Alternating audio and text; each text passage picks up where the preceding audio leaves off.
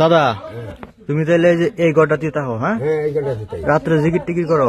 জিকির টিকির করি। কোন সময় তোমার জিকির করো? নিশিরায় আবরাত্যা 2 বার জিকির করি। ঘুমাও রাত্রে কতক্ষণ ঘুমাও? ঘুমাই বেশিক্ষণ না, ওই ফজরের আগে তো খালি হুতি আর কি। এখন তোমার যে এই বেঁচে থাকার অধিকারটা যে তুমি যে মানে নিজের মতো চলবা, এরকম ভাবে চলবা দিচ্ছে না, চুলটা কাটছে, এতে কি তোমার কোনো দুঃখ নাই? দুঃখ আছে, আমার তো আল্লাহর কাছে তো আল্লাহ বিচার করবো। আল্লাহর কাছে তোমার সাথে তো অনেক বড় একটা অন্যায় করছে। জোর কইরা তোমার যে সময় চুলটা কাটছে তুমি এই সময় আল্লাহরে কি বলে ডাক দিছো? আল্লাহ তুমি দেখো, আল্লাহরে দেখবো বলছো। আর এই বিচার এই মাছ চাই তোর কাছে। কিন্তু এই মাপ চাওয়ার পরও তোমার তারা ছাড় দিছে না, জোর কইরা চুল টুল কাটছে। এখন তোমার শরীরের কি অবস্থা? শরীর খারাপ, বেহুশ হয়ে যায়।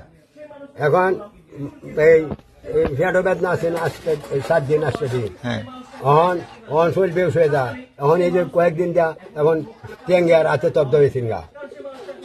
বাংলাদেশ একটি স্বাধীন রাষ্ট্র হিসেবেও এইরকম স্বাধীনভাবে বসবাস করবে এরকম সৌভাগ্যতার হয়নি। জোরপূর্বক ভাবে তার চুল টুল কাটিয়ে দেওয়া হয়েছে। এই যে এটা মূলত আমার দাদার বাসস্থান, এখানে তিনি থাকেন, অতি সাধারণ জীবনযাপন করেন। তো এই চক্রান্তের মাধ্যমে তার চুল গুলো কাটিয়ে দিচ্ছে অনেক দিনের। এতে আসলে এখন বর্তমানে তিনি খুব অসুস্থতার মাঝে আছেন, বুক করতেছেন অসুস্থতা।